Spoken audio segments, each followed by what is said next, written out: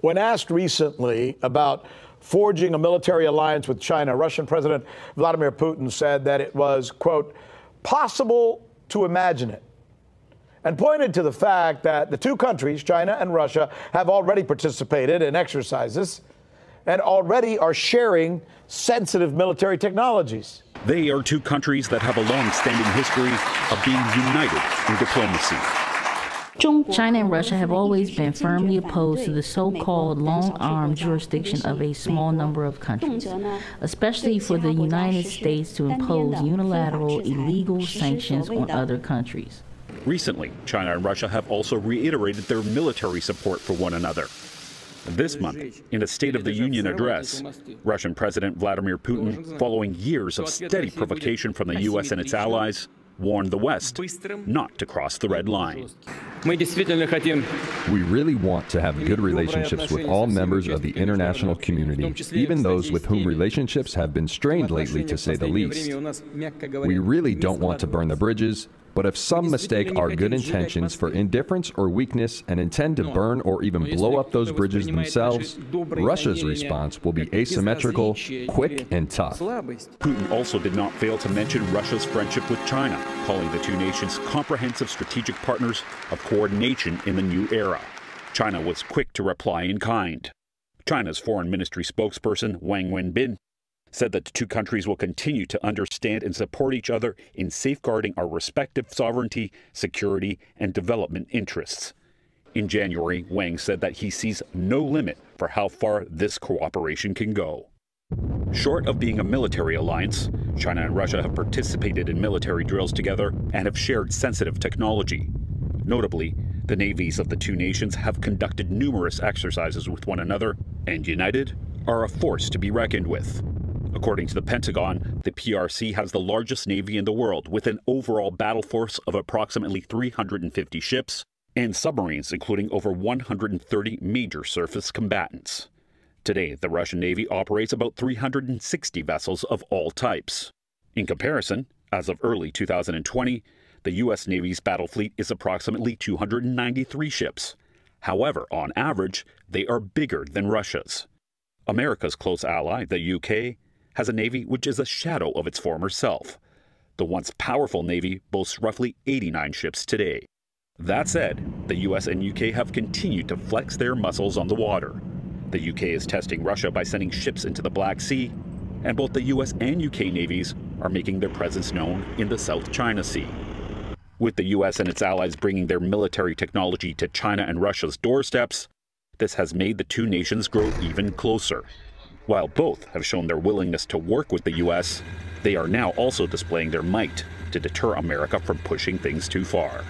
On the northern Sea of Azov, between Russia and Ukraine, Ukraine doesn't have much of a navy or coast guard left.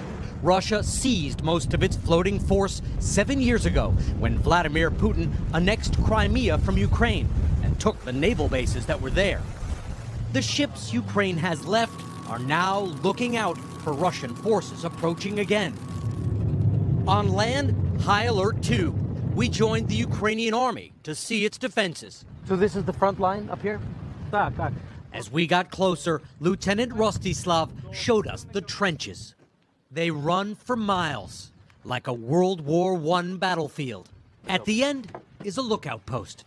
In the distance, they say are Russian and Russian-backed Ukrainian troops. They're in the tree line by those windmills. Earlier this month, Vladimir Putin deployed up to 120,000 troops near here. Russia said it was a military exercise. Ukrainian officials believe Putin may be preparing an invasion and wanted to test if President Biden would tolerate it. But President Biden pushed back. I strongly urged him to refrain from any military action. Last week, Russia withdrew most of its forces. Ukrainian officials warned Russian forces could return without warning. So they're now at the ready on 8-month deployments down in the trenches, hoping President Biden can deter Putin from attacking. Russia took Crimea from Ukraine while Biden was vice president. And it seems now the Biden administration is signaling to Russia that it will not accept more moves on this country. Secretary of State Blinken is due to arrive in Ukraine next week. yet another sign of U.S. support. It seems as though we are on the verge of World War III. Jesus told us in the last days there would be war between the nations.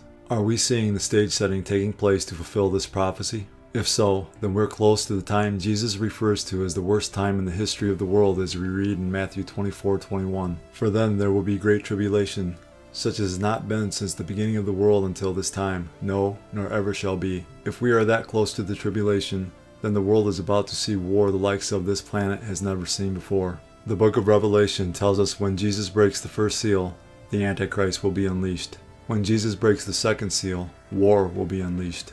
Resulting from these wars will be famine, pestilence, and death as Jesus breaks the third and fourth seals.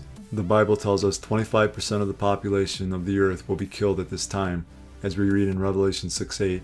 So I looked, and behold, a pale horse, and the name of him who sat on it was Death, and Hades followed with him. And power was given to them over a fourth of the earth, to kill with sword, with hunger, with death, and by the beasts of the earth. The population of the world is roughly 8 billion. Meaning 2 billion people will die during this time. The remaining 17 judgments of God include devastating earthquakes, cosmic disturbances, scorching heat, meteors, 100-pound hailstones, volcanic eruptions, loathsome sores on those who take the mark of the beast, the seas, rivers, and springs of water turn to blood, demons torturing mankind, and a 200 million strong demonic army who will kill another third of mankind.